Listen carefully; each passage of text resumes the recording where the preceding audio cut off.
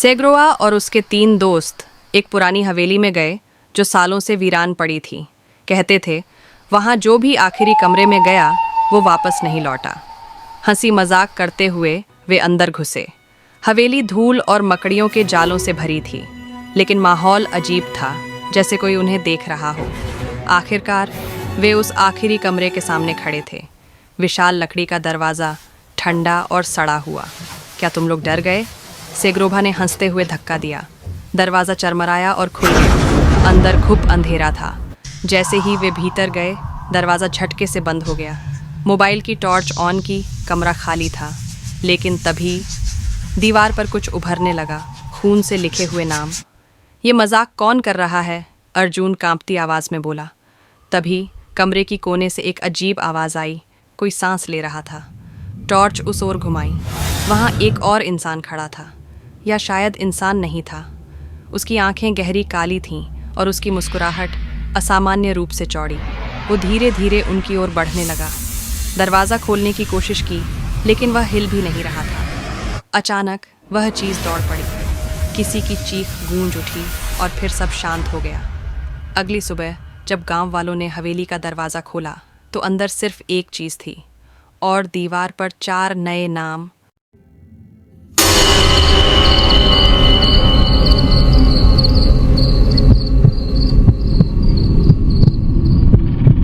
ये कुछ महीने पहले हुआ था। मैं कुछ सालों से लिफ्ट चला रहा हूं और मैं आमतौर पर देर रात की शिफ्ट में काम करता हूं। सड़कें शांत होती हैं और टिप्स बेहतर मिलती हैं, लेकिन इसमें एक समझौता है। कभी कभी आपको एक ऐसी कहानी मिलती है जो आपके साथ चिपक जाती है, और वह अच्छे तरीके से नहीं होती। मैंने हमेशा खुद को सावधान समझा है। मैंने कई अजीब यात्रियों के साथ व्यवहार किया है, लेकिन कुछ भी, और मेरा मतलब है कुछ भी, उतना अजीब नहीं था जितना कि मैं आपको बताने जा रहा हूं। मेरे पास उस समय डैश कैम नहीं था, और उसी रात ने मुझे एक डैश कैम इंस्टॉल करने का मुख्य कारण दिया। ये सामान्य रूप से ही शुरू हुआ, बस मैं और मेरी कार की अजीब आवाजें जो कभी कभी आती थीं। मेरे पास एक पुरानी 2005 की वोल्वो है, लेकिन यह बहुत ही भरोसेमंद है। सड़कें सचमुच वीरान थीं, जो जैसा मैंने पहले कहा था मुझे पसंद था। दोपहर 2 बजे के कुछ समय बाद मुझे पास के एक सुविधा स्टोर से एक अनुरोध मिला। पहले तो यह बेकसूर लग रहा था, लेकिन किसी कारणवश मेरे पेट में इसे लेकर एक अजीब सा एहसास हुआ। क्या आपको कभी ऐसा महसूस होता है कि कुछ गड़बड़ है, लेकिन आप समझा नहीं सकते क्यों? बिल्कुल यही भावना मुझे आई जब मैं गाड़ी चला रहा था। लेकिन उससे पहले कि मैं उस आदमी को देख पाता, मैंने समझ लिया कि मुझे वह अजीब सा एहसास क्यों हो रहा था।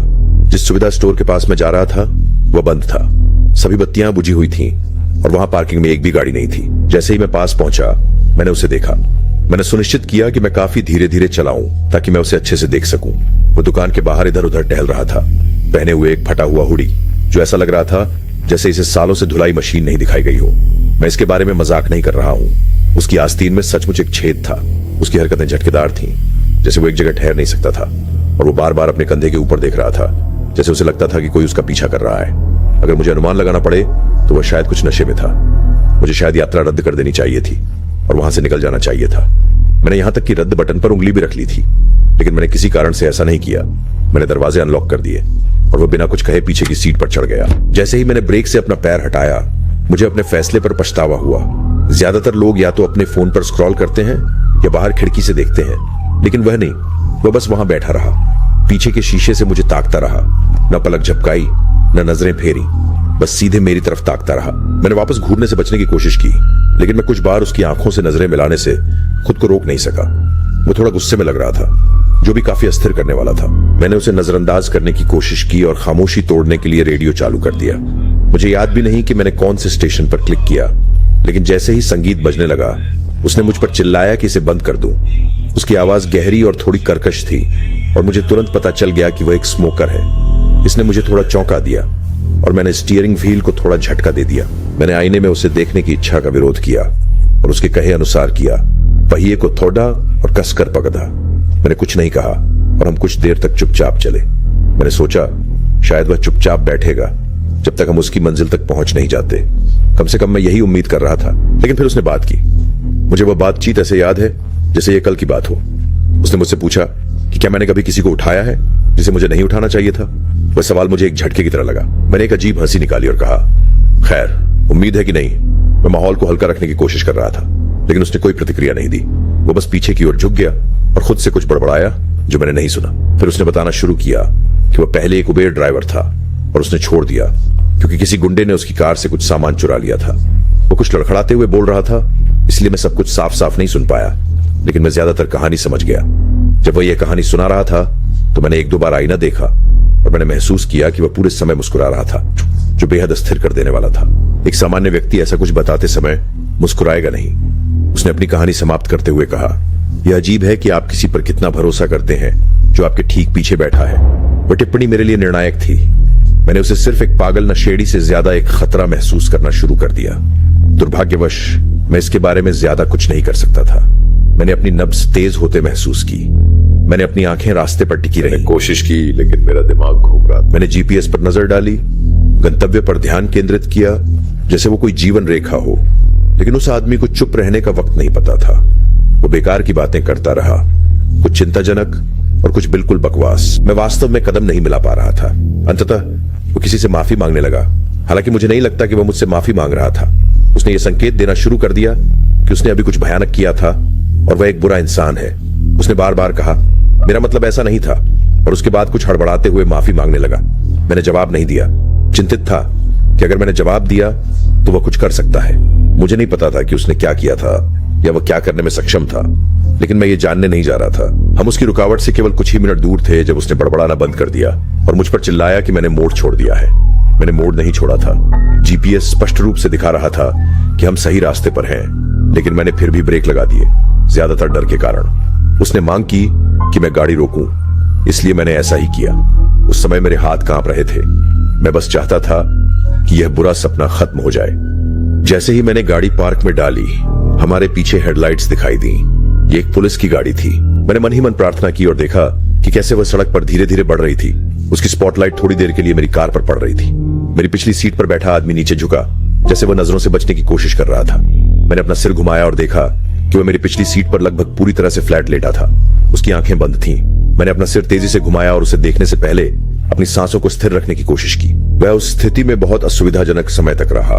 मैं उसे जाने के लिए कहना चाहता था, लेकिन मैंने ऐसा नहीं किया। अंततः उसने अपना सिर उठाया और मुझसे कहा कि मैं भाग्यशाली रहा। इससे पहले कि मैं कुछ कर पाता, उसने मेरी कार का दरवाजा खोला और गायब हो गया। उसके बाद मैंने अपनी शिफ्ट जल्दी समाप्त कर दी। मैं हिल गया था और अब और ड्राइव करने का मन नहीं था।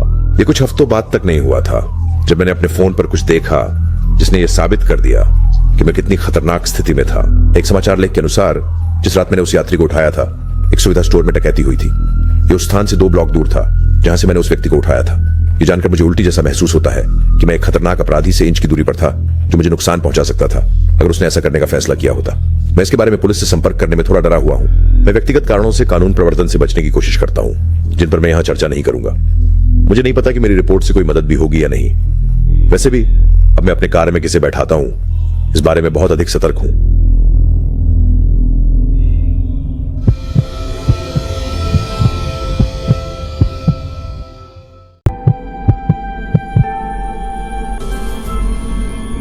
मेरा नाम ल्यूक है।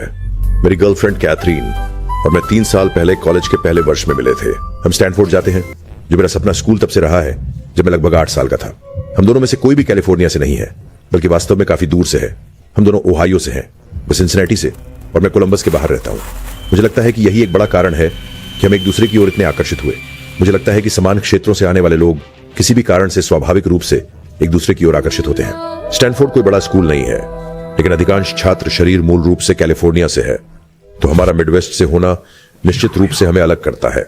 हमने जो परंपराओं को बनाया है उनमें से एक है कि हम क्रिसमस को अपने परिवारों के बीच कैसे बांटते हैं। कैथरीन मेरे रिश्तेदारों के बीच लोकप्रिय है, इसलिए उनकी उपस्थिति हमेशा सराही जाती है और स्वागत किया जाता है। लगभग उम्मीद कर ही लिया जाता है इस बिंदु पर, चूंकि उसका घर मेरे घर से सिर्फ 2 घंटे की दूरी पर है। हमने शुरुआत में ही तय किया कि क्रिसमस की पूर्व संध्या मेरी परिवार के साथ बिताएंगे, जो क्रिसमस ईव रात को मनाते हैं, और फिर रात में ड्राइव करके उसके घर क्रिसमस डे के लिए जाएंगे।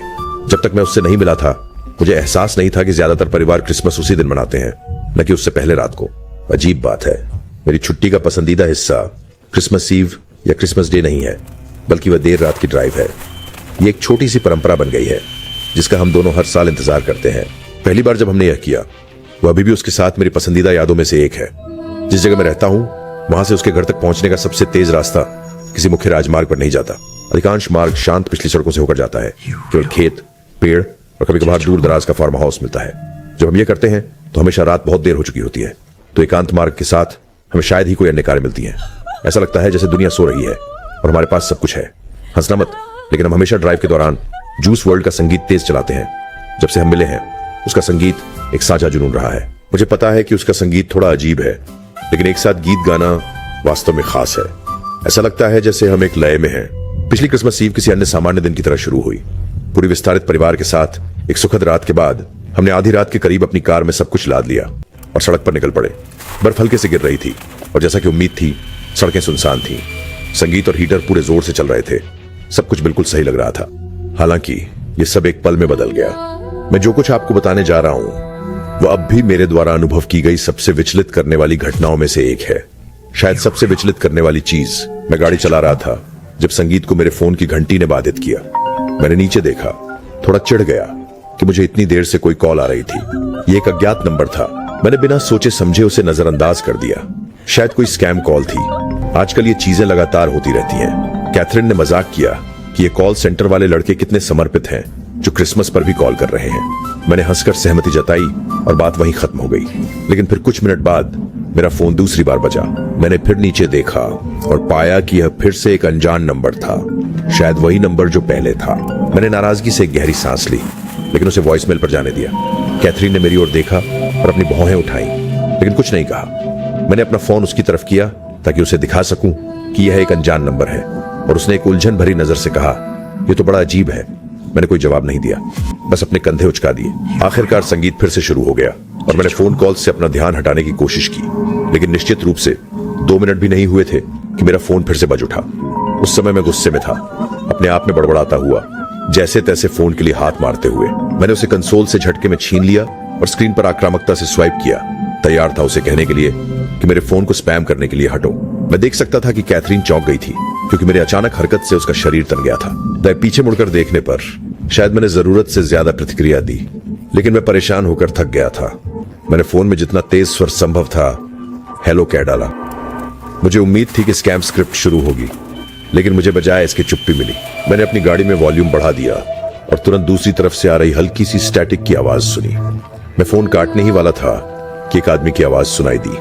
यह आवाज किसी ऐसे व्यक्ति की नहीं थी जिसे मैं जानता था। नमस्कार ल्यूक। मैं इतना हैरान हो गया कि लगभग सड़क से उतर गया। मैं कुछ बोल नहीं पाया। मैंने महसूस किया कि मेरा पूरा शरीर खुजली करने लगा, जो हमेशा मेरे साथ होता है जब मैं घबराता हूं। इससे पहले कि मैं जवाब दे पाता, वह आदमी फिर से बोला। वह मेरी व्यक्तिगत जानकारी बोलने लगा। मेरा पूरा नाम, मेरा पता, मेरे जीवन के बारे में जानकारियां जो कोई अजनबी नहीं जान सकता, जानकारियां जो किसी अजनबी को पता नहीं हो सकती। मेरा दिमाग दौड़ने लगा, इसे समझने की कोशिश कर रहा था। मैं सड़क के किनारे रुकना चाहता था, लेकिन मैं बिना सोचे विचारे गाड़ी चलाता रहा। मैंने सोचा कि मैं उस पर चिल्लाऊं, लेकिन फिर मैंने तय किया कि ऐसी स्थिति में गुस्सा सबसे अच्छा उपाय नहीं है। कुछ तनावपूर्ण पलों के लिए वह रुका। फिर मैंने आखिरकार बात की। मैंने उससे स्टडी आवाज में पूछा कि वह क्या चाहता है। मैं अपनी डर को छुपाने की कोशिश कर रहा था। उस आवाज ने ठहराव लिया। फिर वो शब्द कहे जिनसे मेरा खून ठंडा हो गया। उसने कहा कि वह यहाँ मेरे लिए नहीं बल्कि कैथरीन के लिए आया है। मेरी गर्लफ्रेंड का नाम सुनना मेरी अपनी तुलना में 100 गुना ज्यादा डरावना था, और उसके चेहरे पर भयभीत अभिव्यक्ति ने मुझे बताया कि वह भी मेरी तरह ही हैरान थी। मैंने बिना सोचे समझे कह दिया कि मैं किसी कैथरीन को नहीं जानता, कि जरूर उसका गलत नंबर है। आदमी ने हंसते हुए कहा, वो तुम्हारे ठीक बगल में बैठी है। ये मेरे लिए बहुत ज्यादा था। मैंने सड़क के किनारे गाड़ी रोक दी। मेरे पास कोई विकल्प नहीं था। मेरे हाथ डर के मारे सचमुच कांप रहे थे। मैं कुछ कहने ही वाला था जब कैथरीन ने एक ही झटके में मेरे गोद में से फोन उठाकर काट दिया। उसी तरह मैंने सचमुच उसके चेहरे पर चीख कर पूछा कि उसने हम पर व्यक्तिगत धमकी देने वाले अजनबी का फोन क्यों काट दिया। उसने जवाब नहीं दिया, बस चौड़ी डरावनी आंखों से मुझे देखा। मैंने 1, 2, 3 बार उस नंबर पर दोबारा कॉल करने की कोशिश की, लेकिन वह कभी नहीं जुड़ा। कैथरीन ने मुझसे गाड़ी चलाते रहने को कहा, जो मैंने आखिरकार किया, लेकिन उससे सवाल किए बिना नहीं। उसने मुझे बताया कि वह डरी हुई थी और मैं उसे फोन काटने के लिए दोष नहीं दे सकता, जो शायद सही था। मैं चुपचाप गाड़ी चला रहा था, लेकिन मैं अब भी नहीं समझ पा रहा था कि उसने फोन क्यों काटा। मुझे नहीं पता था कि मैं ज्यादा गुस्से में था या डर में। मेरा एक हिस्सा सोच रहा था कि शायद वह नंबर वापस कॉल करेगा, लेकिन लगभग 10 मिनट के बाद मुझे लगा कि यह कम से कम संभावना है। एक बिंदु पर मैंने कैथरीन की तरफ देखा और उसकी आंखों में आंसू देखे। उसने मुझसे कहा कि उसे सुरक्षित महसूस नहीं हो रहा है, जिसके प्रति मैंने सहानुभूति जताई। हालांकि मेरे पेट में कुछ कम हो रहा था। कैथरीन और मैंने अपने रिश्ते में इतना कुछ देखा था कि हमें पता था कि भरोसा हमेशा आसानी से नहीं आता है। कुछ छोटी छोटी बातें थी, सफेद झूठ, आधे अधूरे सच, ऐसे क्षण जब मैंने उसे पूरी तरह ईमानदार न होते हुए पकड़ा। लेकिन मुझे पता था कि मैं बेवजह शक कर रहा था। वो भला कैसे इसका हिस्सा हो सकती थी। बाकी की ड्राइव खामोश रही। मैंने फिर से संगीत नहीं बजाया और हम दोनों ने कुछ नहीं कहा। मेरा मन अभी भी लाखों अनुत्तरित प्रश्नों से घूम रहा था। वह आदमी कौन था? उसे मेरे बारे में इतना कुछ कैसे पता था? उस रात हम कहां ड्राइव कर रहे थे, ये केवल मेरे परिवार को पता था और वे इस तरह का धक्का कभी नहीं देंगे। मैं किसी और स्पष्टीकरण के बारे में सोच नहीं पा रहा था। यहां तक कि जब हम अंततः कैथरीन के ड्राइववे में पहुंचे, तब भी मुझे कोई विशेष राहत महसूस नहीं हुई। इस घटना को लगभग 1 महीना हो गया है और मुझे अभी तक अपने उत्तर नहीं मिले हैं। न तो हमारे परिवार के किसी सदस्य ने ऐसा किया। हमने सभी से पूछा। कैथरीन कसम खाती है कि वह भी उतनी ही अनजान है जितना कि मैं हूं, जो मुझे यह विश्वास करने पर मजबूर करता है कि फोन कॉल के दूसरी तरफ वाला व्यक्ति बुरी नीयत रखता था। आप सोच सकते हैं कि मैं एक निर्दोष मजाक पर ज्यादा प्रतिक्रिया कर रहा हूं, लेकिन मैं आपको बता रहा हूं, हमारे परिवार के सदस्यों के अलावा कोई और व्यक्ति पृथ्वी पर नहीं जानता था कि कैथरीन और मैं उस रात गाड़ी चला रहे होंगे। तब से मैं वास्तव में तनाव में हूं। मैं हर बार जब मेरा फोन बजता है, खुद को तैयार किए बिना नहीं रह सकता। मुझे पता है कि वो मुझे फिर से फोन करेगा, ये बस समय की बात है। सिख परिवार, हरजीत सिंह, उनकी पत्नी सिमरन कौर, बेटी मेहर और सास गुरप्रीत कौर एक पुराने वीरान घर में रहने आए। घर बहुत बड़ा था, लेकिन वहां हमेशा अजीब सा सन्नाटा पसरा रहता था, जैसे कोई अनदेखी ताकत उन्हें देख रही हो। पहले कुछ दिन शांति से बीते, लेकिन फिर रहस्यमयी घटनाएं होने लगी। आधी रात को किसी के चलने की आवाजें आती, दीवारों पर अजीब सी परछाइयां दिखती और सबसे खौफनाक, मेहर का अकेले में किसी से बातें करना। एक रात सिमरन ने सुना कि मेहर धीमी आवाज में किसी से बात कर रही थी। जब उसने दरवाजा खोला तो देखा कि मेहर दीवार की तरफ मुंह करके खड़ी थी। बेटा, किससे बात कर रही हो? मेहर ने धीरे से जवाब दिया। मां, वो मुझे बुला रही है, कह रही है कि मैं उसकी हूं। सिमरन का खून ठंडा पड़ गया। तभी कमरे का तापमान अचानक गिरने लगा। खिड़कियां तेजी से हिलने लगी और कमरे के कोने से एक लंबी डरावनी परछाई बाहर निकली। लाल चमकती आंखें, उलझे हुए बाल और लंबे नुकीले नाखून। दाइन सामने थी। ये बच्ची मेरी है मां। दाइन की भयानक आवाज पूरे घर में गूंज उठी। सिमरन ने झट से मेहर को अपनी बाहों में समेट लिया और भागने की कोशिश की, लेकिन दरवाजा खुद ब खुद बंद हो गया। पूरा घर अंधेरे में डूब गया और हवा में अजीब सी दुर्गंध फैलने लगी। लेकिन सिमरन हार मानने वालों में से नहीं थी।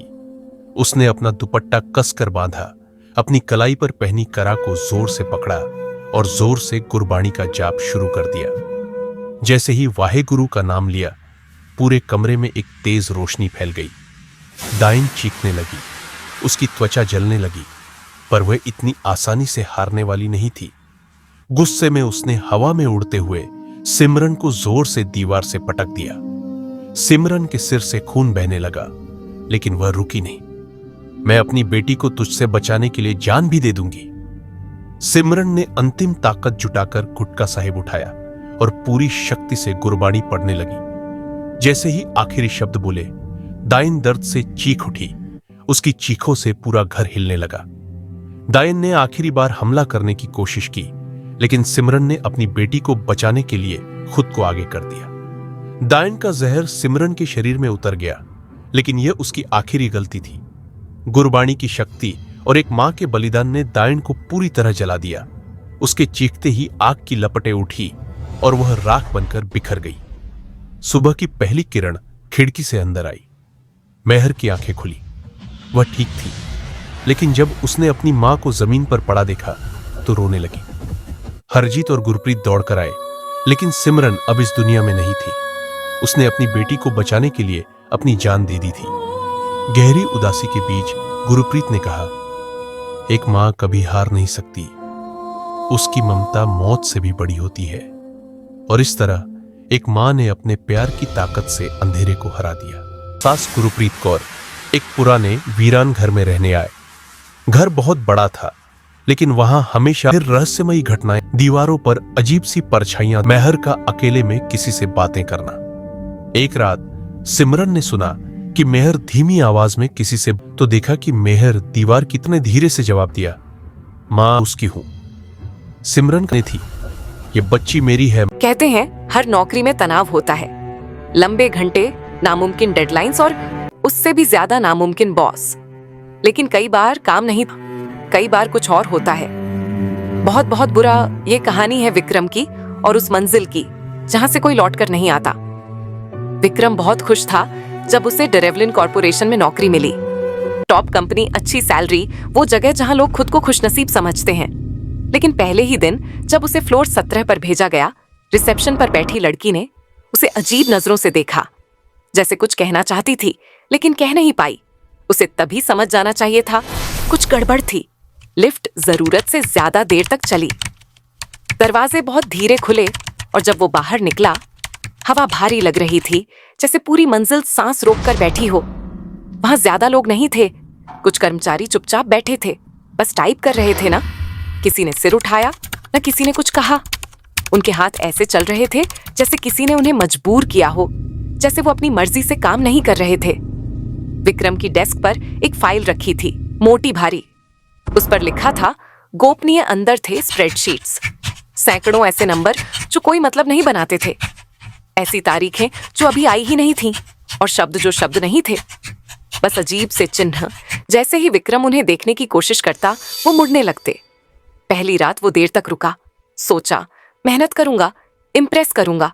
फिर आया पहला ईमेल, न सब्जेक्ट न मैसेज, बस भेजने वाले का नाम, अनन्या। अनन्या जो उसी डेस्क पर बैठती थी 6 महीने पहले, जो 17वीं मंजिल से कूद गई थी। अगली रात फिर ईमेल अटैचमेंट्स के साथ अर्जेंट लिखा हुआ। विक्रम ने फाइल खोली, स्क्रीन झिलमिलाई, शब्द फिर से मुड़े और फिर कंप्यूटर ने खुद ही टाइप किया, पूरा करो नहीं तो। उसने काम करना जारी रखा, टाइप करता रहा, जब तक उंगलियां अकड़ नहीं गई, जब तक कीबोर्ड खून से नहीं भीग गया। लेकिन फाइल्स कभी खत्म नहीं हुई। एक खत्म होती तो दूसरी आ जाती। और लंबी और डरावनी 7वीं रात विक्रम अकेला नहीं था। उसने सुनी टाइपिंग की आवाज इचपास वाले क्यूबिकल से, पर वहां कोई नहीं था। बस एक खाली कुर्सी धीरे धीरे घूमती हुई और कीबोर्ड खुद ही चल रहा था। विक्रम उठा, भागने के लिए लिफ्ट का बटन दबाया, बार बार, पर कुछ नहीं हुआ। सीढ़ियों की तरफ मुड़ा, पर वहां अब दरवाजा नहीं था, बस एक और क्यूबिकल। उसके लिए इंतजार करता हुआ कहते हैं, विक्रम आज भी वहीं है, हर रात टाइप करता हुआ। अगर ध्यान से सुनो तो सुनाई देगा। कुछ नौकरियां छोड़ सकते हो, कुछ कभी छोड़ने नहीं देती। क्या आपके पास भी कोई ऑफिस हॉरर स्टोरी है? कमेंट्स में जरूर बताइए, और अगर हिम्मत है तो अगली कहानी के लिए तैयार रहिए। एक ऐसी कंपनी के बारे में जहां ऑनबोर्डिंग प्रोसेस कभी खत्म नहीं होता। कहते हैं हर नौकरी में तनाव होता है, लंबे घंटे, नामुमकिन डेडलाइंस और उससे भी ज्यादा नामुमकिन बॉस। लेकिन कई बार काम नहीं, कई बार कुछ और होता है। बहुत बहुत बुरा ये कहानी है विक्रम की और उस मंजिल की जहां से कोई लौटकर नहीं आता। विक्रम बहुत खुश था जब उसे डेरेवलिन कॉर्पोरेशन में नौकरी मिली। उन्हें देखने की कोशिश करता, वो मुड़ने लगते। पहली रात वो देर तक रुका, सोचा मेहनत करूंगा, इम्प्रेस करूंगा। फिर आया पहला ईमेल, न सब्जेक्ट न मैसेज, और फिर कंप्यूटर ने खुद ही टाइप किया, पूरा करो नहीं तो। उसने काम करना जारी रखा, टाइप करता रहा, जब तक उंगलियां अकड़ नहीं गई। विक्रम अकेला नहीं था। उसने सुनी टाइपिंग की आवाज इचपास वाले क्यूबिकल से। उसके लिए इंतजार करता हुआ कहते हैं, विक्रम आज भी वहीं है, हर रात टाइप करता हुआ। कमेंट्स में जरूर बताइए, और अगर हिम्मत है तो अगली कहानी के लिए तैयार रहिए। एक ऐसी कंपनी के बारे में जहां सर्दियों की ठिठुरती रात, हवाओं की भयावह सरसराहट, और वो वीरान इमारत जो सालों से बंद थी। सेंट मेरी गर्ल्स बोर्डिंग स्कूल, जिसे एक रहस्यमयी मौत के बाद बंद कर दिया गया था, अब फिर से खुलने जा रहा था। लेकिन किसी को नहीं पता था कि वो जगह अब सिर्फ एक स्कूल नहीं रही, बल्कि एक खौफनाक कब्रगाह बन चुकी थी। 20 साल पहले, एक दर्दनाक अंतन साल 2004 की एक सर्द रात, स्कूल की छात्रा अंजलि का शव हॉस्टल के कुएं में मिला था। उसकी आंखें खुली हुई थीं, जैसे उसने मौत को सामने से देखा हो। उसके शरीर पर गहरे नाखूनों के निशान थे और हाथ में एक जली हुई डायरी थी।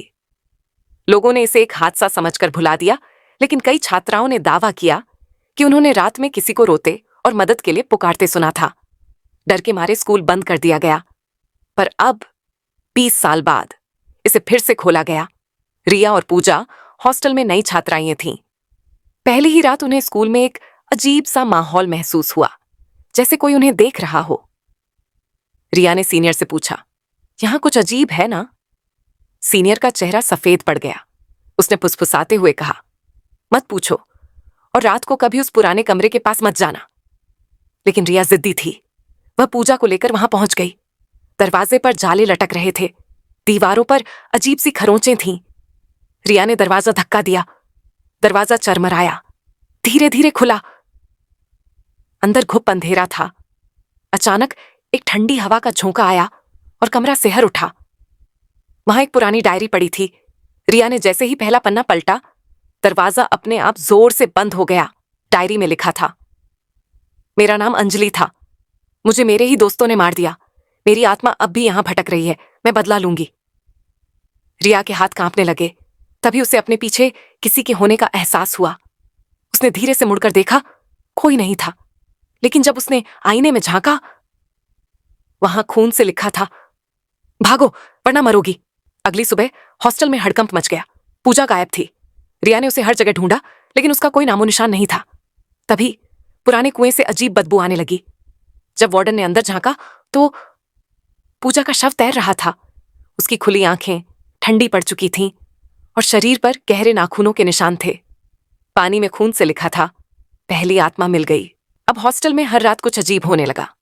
किसी के बिस्तर अपने आप हिलने लगते, दीवारों पर खरोंचों के नए निशान उभर आते, बाथरूम के आईने में खून टपकता दिखाई देता। एक रात रिया ने अपनी दोस्त प्रिया का वीडियो बनाया। जब उसने वीडियो देखा तो पाया कि प्रिया के पीछे कोई खड़ा था।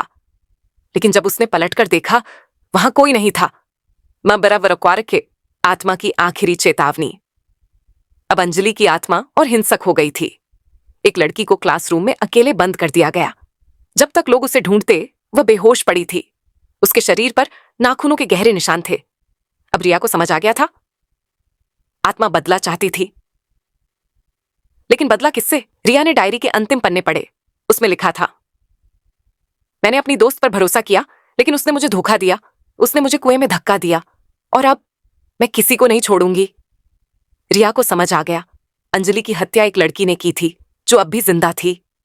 रिया और कुछ लड़कियां स्कूल के सबसे पुराने हिस्से में पहुंची। उन्होंने मोमबत्तियां जलाकर आत्मा की शांति के लिए प्रार्थना की। तभी पूरे स्कूल में जोरदार कंपन हुआ। सभी दरवाजे खुद ब खुद बंद हो गए। हवा में एक खतरनाक आवाज गूंजने लगी, मुझे इंसाफ चाहिए। रिया ने कांपते हुए कहा, कौन था जिसने तुम्हें मारा? तभी एक लड़की जोर से चिल्लाई और जमीन पर गिर पड़ी। वह थी नीलम। नीलम स्कूल की टीचर थी और अंजलि की पुरानी दोस्त भी। ये वही है जिसने मुझे मारा था। आत्मा की आवाज गूंज उठी। रिया ने हिम्मत जुटाई और कहा, तुम्हें इंसाफ मिलेगा। तभी नीलम जोर से चीखने लगी। उसके शरीर पर जलने के निशान उभर आए और फिर अंधेरा छा गया। चली, मगर क्या डर खत्म हुआ? स्कूल फिर से खुल गया। नई छात्राएं यूं आईं। लेकिन जब वे हॉस्टल में पहुंची, उन्होंने देखा कि दीवारों पर खून से लिखा था, मैं अब भी यहां हूं। बोर्डिंग स्कूल, जिसे एक रहस्यमयी मौत के बाद बंद कर दिया गया था, अब फिर से खुलने जा रहा था। लेकिन किसी को नहीं पता था कि वो जगह अब सिर्फ एक स्कूल नहीं रही, बल्कि एक खौफनाक कब्रगाह बन सुना था। डर के मारे स्कूल बंद कर दिया गया। अजीब सा माहौल महसूस हुआ, जैसे कोई उन्हें देख रहा हो। रिया ने सीनियर से पूछा, यहां कुछ अजीब है ना? सीनियर का चेहरा सफेद पड़ गया। उसने फुसफुसाते हुए कहा, दरवाजा अपने आप जोर से बंद हो गया। डायरे लगे। तभी उसे अपने पीछे किसी के होने का एहसास हुआ। उसने धीरे से मुड़कर देखा, कोई नहीं था। लेकिन जब उसने आईने में झांका, वहां खून से लिखा था, भागो। दीवारों पर खरोंचों के नए निशान उभर आते, खून टपकता दिखाई देता। अंजलि की हत्या एक लड़की ने की थी जो अब भी जिंदा थी। नीना को पुरानी चीजें इकट्ठा करने का शौक था। एक दिन दादा दादी के घर की अटारी में उसे एक पुरानी गुड़िया मिली। गुड़िया का चेहरा टूटा था, लेकिन उसकी आंखें अजीब तरह से चमक रही थीं। रात होते ही अजीब घटनाएं होने लगीं। ठक ठक ठक, अलमारी से आवाज़ आई। नीना ने दरवाज़ा खोला, लेकिन अंदर कुछ नहीं था सिवाय उस गुड़िया के। अगली रात जब नीना सो रही थी तो उसने महसूस किया कि कोई उसके कमरे में चल रहा है। आंखें खोलीं तो देखा गुड़िया अब मेज़ पर नहीं बल्कि उसके बिस्तर के पास थी। डर कर माँ कमरे में भाग कर आई तो गुड़िया अपनी जगह पर थी। दादी ने सुना तो घबरा गईं। ये तुम्हारी परदादी की थी, शापित है। डर कर नीना ने पूछा, अब क्या करें? इसे जलाना मत, बस वापस अटारी में रख दो, दादी बोली। नीना और उसके पापा गुड़िया को अटारी में रखने गए। जैसे ही दरवाज़ा बंद किया, एक तेज़ हासी गूंजी। उसके बाद गुड़िया कभी नहीं दिखी, लेकिन कभी कभी अटारी से आती हल्की हंसी अब भी सुनाई देती है।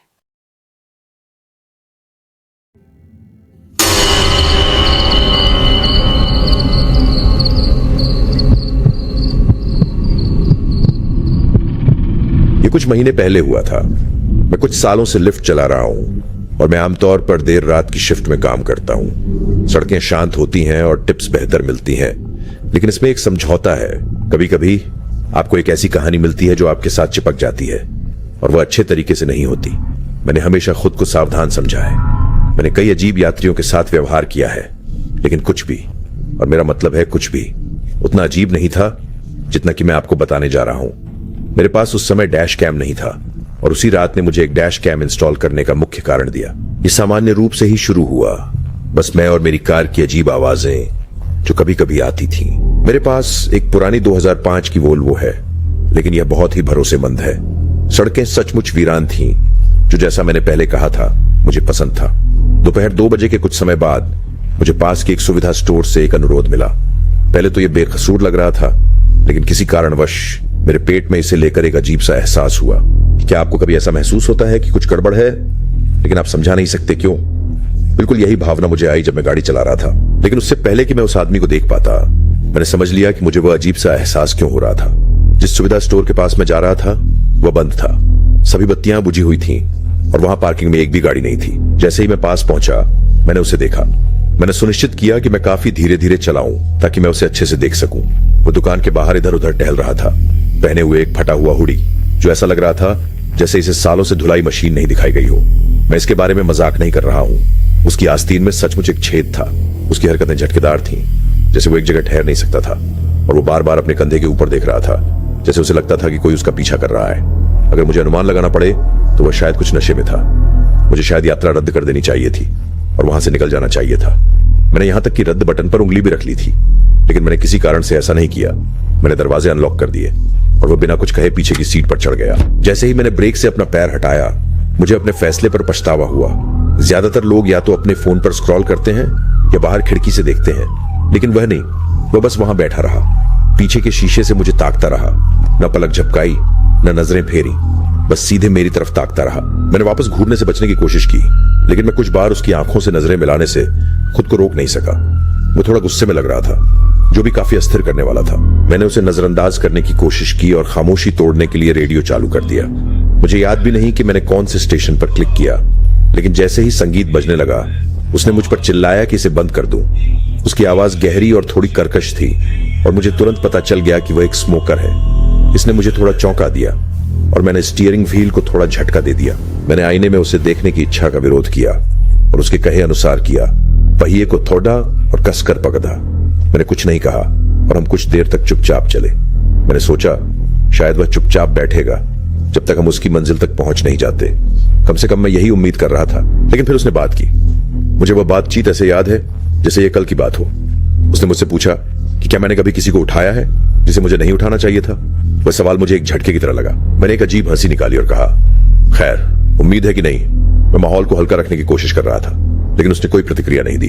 वो बस पीछे की ओर झुक गया और खुद से कुछ बड़बड़ाया जो मैंने नहीं सुना। फिर उसने बताना शुरू किया कि वह पहले एक उबेर ड्राइवर था और उसने छोड़ दिया क्योंकि किसी गुंडे ने उसकी कार से कुछ सामान चुरा लिया था। वो कुछ लड़खड़ाते हुए बोल रहा था, इसलिए मैं सब कुछ साफ साफ नहीं सुन पाया, लेकिन मैं ज्यादातर कहानी समझ गया।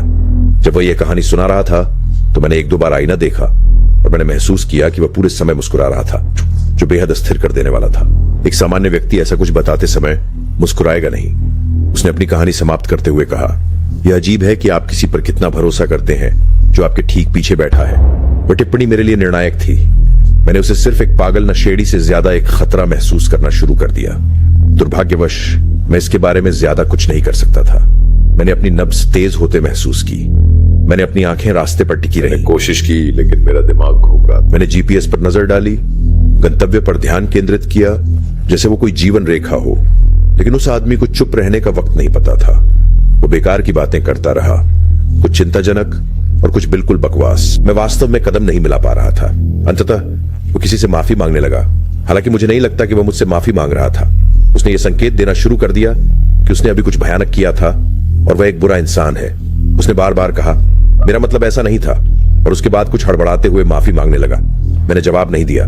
चिंतित था कि अगर मैंने जवाब दिया तो वह कुछ कर सकता है। मुझे नहीं पता था कि उसने क्या किया था या वह क्या करने में सक्षम था, लेकिन मैं ये जानने नहीं जा रहा था। हम उसकी रुकावट से केवल कुछ ही मिनट दूर थे जब उसने बड़बड़ाना बंद कर दिया और मुझ पर चिल्लाया कि मैंने मोड़ छोड़ दिया है। मैंने मोड़ नहीं छोड़ा था। जीपीएस स्पष्ट रूप से दिखा रहा था कि हम सही रास्ते पर हैं, लेकिन मैंने फिर भी ब्रेक लगा दिए, ज्यादातर डर के कारण। उसने मांग की कि मैं गाड़ी रोकूं, इसलिए मैंने ऐसा ही किया। उस समय मेरे हाथ कांप रहे थे। मैं बस चाहता था कि यह बुरा सपना खत्म हो जाए। जैसे ही मैंने गाड़ी पार्क में डाली, हमारे पीछे हेडलाइट्स दिखाई दी। ये एक पुलिस की गाड़ी थी। मैंने मन ही मन प्रार्थना की और देखा कि कैसे वह सड़क पर धीरे धीरे बढ़ रही थी। उसकी स्पॉटलाइट थोड़ी देर के लिए मेरी कार पर पड़ रही थी। मेरी पिछली सीट पर बैठा आदमी नीचे झुका, जैसे वह नजरों से बचने की कोशिश कर रहा था। मैंने अपना सिर घुमाया और देखा कि वह मेरी पिछली सीट पर लगभग पूरी तरह से फ्लैट लेटा था। उसकी आंखें बंद थीं। मैंने अपना सिर तेजी से घुमाया और उसे देखने से पहले अपनी सांसों को स्थिर रखने की कोशिश की। वह उस स्थिति में बहुत असुविधाजनक समय तक रहा। मैं उसे जाने के लिए कहना चाहता था, लेकिन मैंने ऐसा नहीं किया। अंततः उसने अपना सिर उठाया और मुझसे कहा कि मैं भाग्यशाली रहा। इससे पहले कि मैं कुछ कर पाता, उसने मेरी कार का दरवाजा खोला और गायब हो गया। उसके बाद मैंने अपनी शिफ्ट जल्दी समाप्त कर दी। मैं हिल गया था और अब और ड्राइव करने का मन नहीं था। ये कुछ हफ्तों बाद तक नहीं हुआ था जब मैंने अपने फोन पर कुछ देखा जिसने यह साबित कर दिया कि मैं कितनी खतरनाक स्थिति में था। एक समाचार लेख के अनुसार जिस रात मैंने उस यात्री को उठाया था, एक सुविधा स्टोर में डकैती हुई थी। ये उस स्थान से 2 ब्लॉक दूर था जहां से मैंने उस व्यक्ति को उठाया था। ये जानकर मुझे उल्टी जैसा महसूस होता है कि मैं एक खतरनाक अपराधी से इंच की दूरी पर था जो मुझे नुकसान पहुंचा सकता था अगर उसने ऐसा करने का फैसला किया होता। मैं इसके बारे में पुलिस से संपर्क करने में थोड़ा डरा हुआ हूं। मैं व्यक्तिगत कारणों से कानून प्रवर्तन से बचने की कोशिश करता हूं, जिन पर मैं यहां चर्चा नहीं करूंगा। मुझे नहीं पता कि मेरी रिपोर्ट से कोई मदद भी होगी या नहीं। वैसे भी अब मैं अपने कार में किसे बैठाता हूं, इस बारे में बहुत अधिक सतर्क हूं।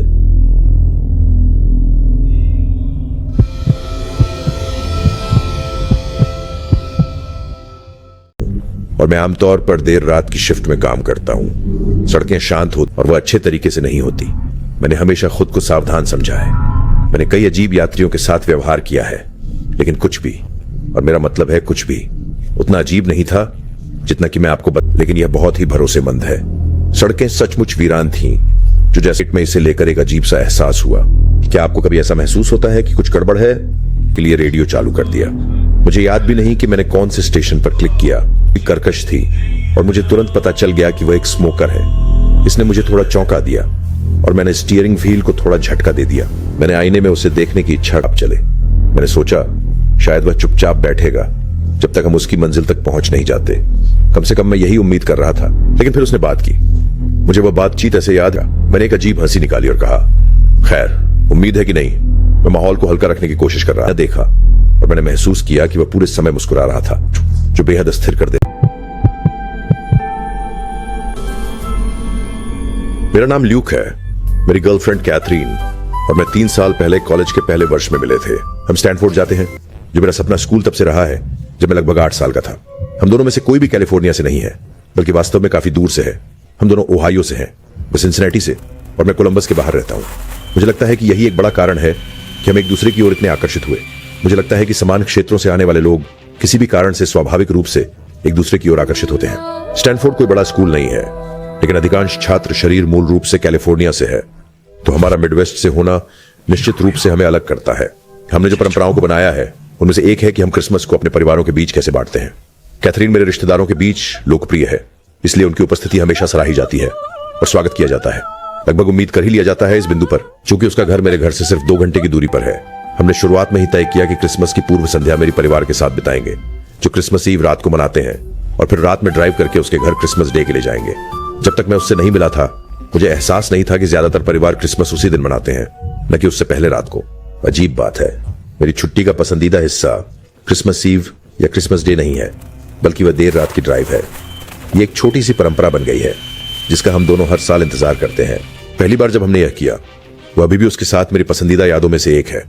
जिस जगह मैं रहता हूं, वहां से उसके घर तक पहुंचने का सबसे तेज रास्ता किसी मुख्य राजमार्ग पर नहीं जाता। अधिकांश मार्ग शांत पिछली सड़कों से होकर जाता है। केवल खेत, पेड़ और कभी कभार दूर दराज का फार्म हाउस मिलता है। जब हम ये करते हैं तो हमेशा रात बहुत देर हो चुकी होती है, तो एकांत मार्ग के साथ हमें शायद ही कोई अन्य कार्य मिलती है।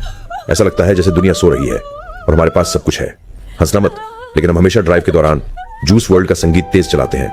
जब से हम मिले हैं, उसका संगीत एक साझा जुनून रहा है। मुझे पता है कि उसका संगीत थोड़ा अजीब है, लेकिन एक साथ गीत गाना वास्तव में खास है। ऐसा लगता है जैसे हम एक लय में हैं। पिछली क्रिसमस ईव किसी अन्य सामान्य दिन की तरह शुरू हुई। पूरी विस्तारित परिवार के साथ एक सुखद रात के बाद हमने आधी रात के करीब अपनी कार में सब कुछ लाद लिया और सड़क पर निकल पड़े। बर्फ हल्के से गिर रही थी और जैसा कि उम्मीद थी, सड़कें सुनसान थीं। संगीत और हीटर पूरे जोर से चल रहे थे। सब कुछ बिल्कुल सही लग रहा था। हालांकि ये सब एक पल में बदल गया। मैं जो कुछ आपको बताने जा रहा हूं, वह अब भी मेरे द्वारा अनुभव की गई सबसे विचलित करने वाली घटनाओं में से एक है। शायद सबसे विचलित करने वाली चीज, मैं गाड़ी चला रहा था जब संगीत को मेरे फोन की घंटी ने बाधित किया। मैंने नीचे देखा, थोड़ा चिढ़ गया कि मुझे इतनी देर से कोई कॉल आ रही थी। ये एक अज्ञात नंबर था। मैंने बिना सोचे समझे उसे नजरअंदाज कर दिया। शायद कोई स्कैम कॉल थी। आजकल ये चीजें लगातार होती रहती हैं। कैथरीन ने मजाक किया कि ये कॉल सेंटर वाले लड़के कितने समर्पित हैं जो क्रिसमस पर भी कॉल कर रहे हैं। मैंने हंसकर सहमति जताई और बात वहीं खत्म हो गई। लेकिन फिर कुछ मिनट बाद मेरा फोन दूसरी बार बजा। मैंने फिर नीचे देखा और पाया कि यह फिर से एक अनजान नंबर था, शायद वही नंबर जो पहले था। मैंने नाराजगी से एक गहरी सांस ली, लेकिन उसे वॉइसमेल पर जाने दिया। कैथरीन ने मेरी ओर देखा और अपनी भौहें उठाई, लेकिन कुछ नहीं कहा। मैंने अपना फोन उसकी तरफ किया ताकि उसे दिखा सकूं कि यह एक अनजान नंबर है, और उसने एक उलझन भरी नजर से कहा, यह तो बड़ा अजीब है। मैंने कोई जवाब नहीं दिया, बस अपने कंधे उचका दिए। आखिरकार संगीत फिर से शुरू हो गया और मैंने फोन कॉल से अपना ध्यान हटाने की कोशिश की, लेकिन निश्चित रूप से 2 मिनट भी नहीं हुए थे कि मेरा फोन फिर से बज उठा। उस समय मैं गुस्से में था, अपने आप में बड़बड़ाता हुआ, जैसे तैसे फोन के लिए हाथ मारते हुए। मैंने उसे कंसोल से झटके में छीन लिया और स्क्रीन पर आक्रामकता से स्वाइप किया। तैयार था उसे कहने के लिए कि मेरे फोन को स्पैम करने के लिए हटो। मैं देख सकता था कि कैथरीन चौंक गई थी, क्योंकि मेरी अचानक हरकत से उसका शरीर तन गया था। पीछे मुड़कर देखने पर शायद मैंने जरूरत से ज्यादा प्रतिक्रिया दी, लेकिन मैं परेशान होकर थक गया था। मैंने फोन में जितना तेज स्वर संभव था हेलो कह डाला। मुझे उम्मीद थी कि स्कैम स्क्रिप्ट शुरू होगी, लेकिन मुझे बजाय इसके चुप्पी मिली। मैंने अपनी गाड़ी में वॉल्यूम बढ़ा दिया और तुरंत दूसरी तरफ से आ रही हल्की सी स्टैटिक की आवाज सुनी। मैं फोन काटने ही वाला था कि एक आदमी की आवाज सुनाई दी। यह आवाज किसी ऐसे व्यक्ति की नहीं थी जिसे मैं जानता था। नमस्कार ल्यूक। मैं इतना हैरान हो गया कि लगभग सड़क से उतर गया। मैं कुछ बोल नहीं पाया। मैंने महसूस किया कि मेरा पूरा शरीर खुजली करने लगा, जो हमेशा मेरे साथ होता है जब मैं घबराता हूं। इससे पहले कि मैं जवाब दे पाता, वह आदमी फिर से बोला। वह मेरी व्यक्तिगत जानकारी बोलने लगा। मेरा पूरा नाम, मेरा पता, मेरे जीवन के बारे में जानकारियां जो कोई अजनबी नहीं जान सकता, जानकारियां जो किसी अजनबी को पता नहीं हो सकती। मेरा दिमाग दौड़ने लगा, इसे समझने की कोशिश कर रहा था। मैं सड़क के किनारे रुकना चाहता था, लेकिन मैं बिना सोचे विचारे गाड़ी चलाता रहा। मैंने सोचा कि मैं उस पर चिल्लाऊं, लेकिन फिर मैंने तय किया कि ऐसी स्थिति में गुस्सा सबसे अच्छा उपाय नहीं है। कुछ तनावपूर्ण पलों के लिए वह रुका। फिर मैंने आखिरकार बात की। मैंने उससे स्टडी आवाज में पूछा कि वह क्या चाहता है। मैं अपनी डर को छुपाने की कोशिश कर रहा था। उस आवाज ने ठहराव लिया। फिर वो शब्द कहे जिनसे मेरा खून ठंडा हो गया। उसने कहा कि वह यहाँ मेरे लिए नहीं, बल्कि कैथरीन के लिए आया है। मेरी गर्लफ्रेंड का नाम सुनना मेरी अपनी तुलना में 100 गुना ज्यादा डरावना था, और उसके चेहरे पर भयभीत अभिव्यक्ति ने मुझे बताया कि वह भी मेरी तरह ही हैरान थी। मैंने बिना सोचे समझे कह दिया कि मैं किसी कैथरीन को नहीं जानता, कि जरूर उसका गलत नंबर है। आदमी ने हंसते हुए कहा, वो तुम्हारे ठीक बगल में बैठी है। ये मेरे लिए बहुत ज्यादा था। मैंने सड़क के किनारे गाड़ी रोक दी। मेरे पास कोई विकल्प नहीं था। मेरे हाथ डर के मारे सचमुच कांप रहे थे। मैं कुछ कहने ही वाला था जब कैथरीन ने एक ही झटके में मेरे गोद में से फोन उठाकर काट दिया।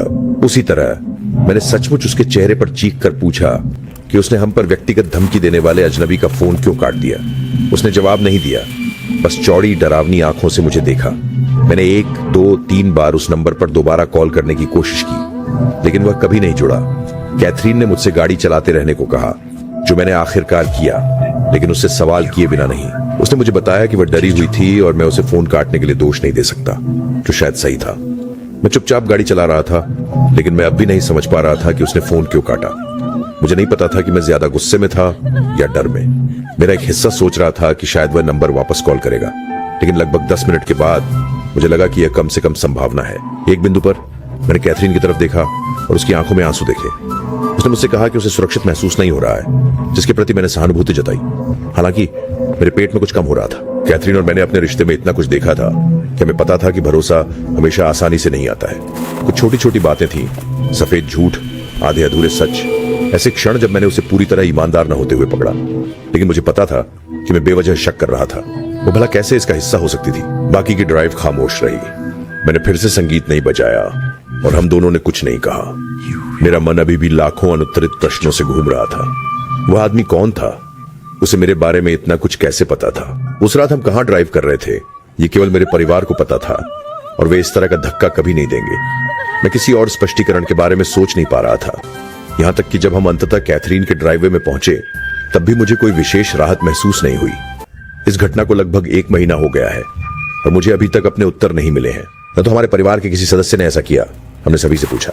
कैथरीन कसम खाती है कि वह भी उतनी ही अनजान है जितना कि मैं हूं, जो मुझे यह विश्वास करने पर मजबूर करता है कि फोन कॉल के दूसरी तरफ वाला व्यक्ति बुरी नीयत रखता था। आप सोच सकते हैं कि मैं एक निर्दोष मजाक पर ज्यादा प्रतिक्रिया कर रहा हूं, लेकिन मैं आपको बता रहा हूं, हमारे परिवार के सदस्यों के अलावा कोई और व्यक्ति पृथ्वी पर नहीं जानता था कि कैथरीन और मैं उस रात गाड़ी चला रहे होंगे।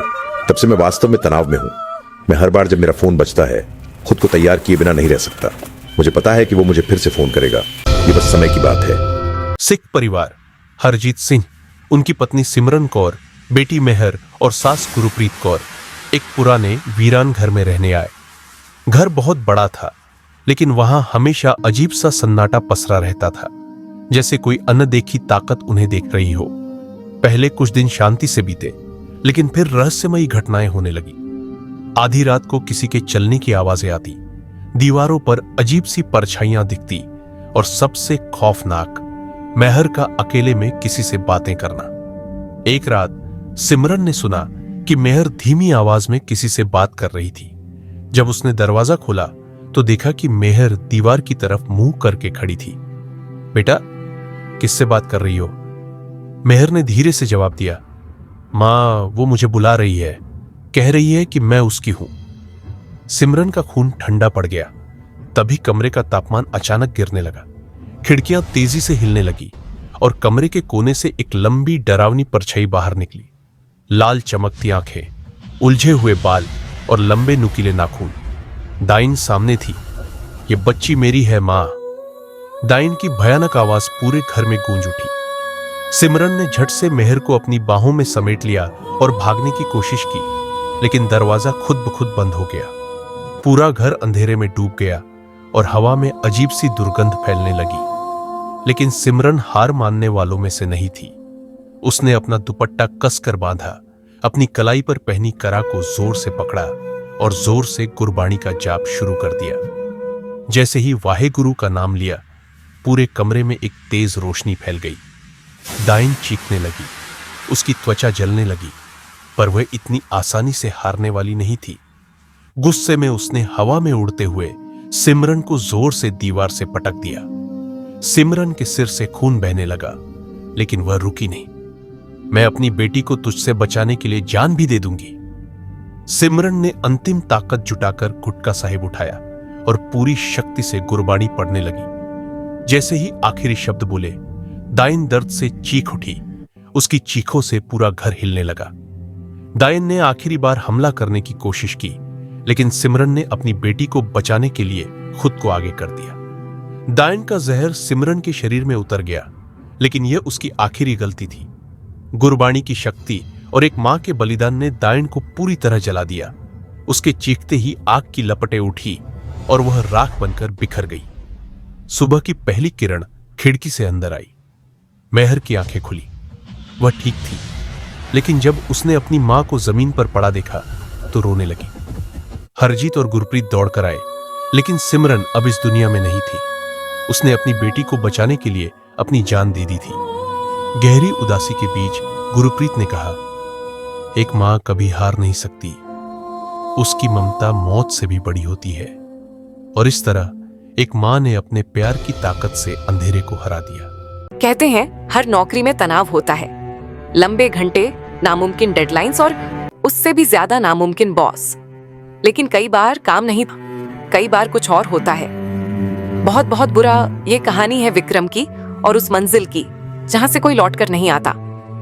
विक्रम बहुत खुश था जब उसे डेरेवलिन कॉर्पोरेशन में नौकरी मिली। टॉप कंपनी, अच्छी सैलरी, वो जगह जहां लोग खुद को खुशनसीब समझते हैं। लेकिन पहले ही दिन जब उसे फ्लोर 17 पर भेजा गया, रिसेप्शन पर बैठी लड़की ने उसे अजीब नजरों से देखा, जैसे कुछ कहना चाहती थी लेकिन कह नहीं पाई। उसे तभी समझ जाना चाहिए था कुछ गड़बड़ थी। लिफ्ट जरूरत से ज्यादा देर तक चली। दरवाजे बहुत धीरे खुले और जब वो बाहर निकला, हवा भारी लग रही थी, जैसे पूरी मंजिल सांस रोककर बैठी हो। वहां ज्यादा लोग नहीं थे, कुछ कर्मचारी चुपचाप बैठे थे, बस टाइप कर रहे थे ना। किसी ने सिर उठाया, न किसी ने कुछ कहा। उनके हाथ ऐसे चल रहे थे जैसे किसी ने उन्हें मजबूर किया हो, जैसे वो अपनी मर्जी से काम नहीं कर रहे थे। विक्रम की डेस्क पर एक फाइल रखी थी, मोटी भारी। उस पर लिखा था गोपनीय। अंदर थे स्प्रेडशीट्स, सैकड़ों ऐसे नंबर जो कोई मतलब नहीं बनाते थे, ऐसी तारीखें जो अभी आई ही नहीं थीं, और शब्द जो शब्द नहीं थे, बस अजीब से चिन्ह।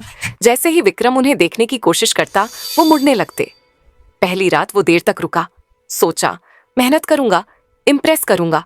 फिर आया पहला ईमेल, न सब्जेक्ट न मैसेज, बस भेजने वाले का नाम, अनन्या। अनन्या जो उसी डेस्क पर बैठती थी 6 महीने पहले, जो 17वीं मंजिल से कूद गई थी। अगली रात फिर ईमेल अटैचमेंट्स के साथ अर्जेंट लिखा हुआ। विक्रम ने फाइल खोली, स्क्रीन झिलमिलाई, शब्द फिर से मुड़े और फिर कंप्यूटर ने खुद ही टाइप किया, पूरा करो नहीं तो। उसने काम करना जारी रखा, टाइप करता रहा, जब तक उंगलियां अकड़ नहीं गई, जब तक कीबोर्ड खून से नहीं भीग गया। लेकिन फाइल्स कभी खत्म नहीं हुई। एक खत्म होती तो दूसरी आ जाती। और लंबी और डरावनी 7वीं रात विक्रम अकेला नहीं था। उसने सुनी टाइपिंग की आवाज इचपास वाले क्यूबिकल से, पर वहां कोई नहीं था। बस एक खाली कुर्सी धीरे धीरे घूमती हुई और कीबोर्ड खुद ही चल रहा था। विक्रम उठा, भागने के लिए लिफ्ट का बटन दबाया, बार बार, पर कुछ नहीं हुआ।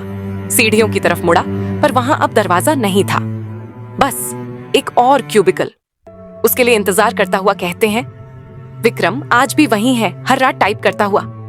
अगर ध्यान से सुनो तो सुनाई देगा। कुछ नौकरियां छोड़ सकते हो, कुछ कभी छोड़ने नहीं देती। क्या आपके पास भी कोई ऑफिस हॉरर स्टोरी है? कमेंट्स में जरूर बताइए, और अगर हिम्मत है तो अगली कहानी के लिए तैयार रहिए। एक ऐसी कंपनी के बारे में जहां ऑनबोर्डिंग प्रोसेस कभी खत्म नहीं होता। कहते हैं हर नौकरी में तनाव होता है, लंबे घंटे, नामुमकिन डेडलाइंस और उससे भी ज्यादा नामुमकिन बॉस। लेकिन कई बार काम नहीं, कई बार कुछ और होता है। बहुत बहुत बुरा ये कहानी है विक्रम की और उस मंजिल की जहां से कोई लौटकर नहीं आता। विक्रम बहुत खुश था जब उसे डेरेवलिन कॉर्पोरेशन में नौकरी मिली। उन्हें देखने की कोशिश करता, वो मुड़ने लगते। पहली रात वो देर तक रुका, सोचा मेहनत करूंगा, इम्प्रेस करूंगा। फिर आया पहला ईमेल, न सब्जेक्ट न मैसेज, और फिर कंप्यूटर ने खुद ही टाइप किया, पूरा करो नहीं तो। उसने काम करना जारी रखा, टाइप करता रहा, जब तक उंगलियां अकड़ नहीं गई। विक्रम अकेला नहीं था। उसने सुनी टाइपिंग की आवाज इचपास वाले क्यूबिकल से। उसके लिए इंतजार करता हुआ कहते हैं, विक्रम आज भी वहीं है, हर रात टाइप करता हुआ। कमेंट्स में जरूर बताइए, और अगर हिम्मत है तो अगली कहानी के लिए तैयार रहिए।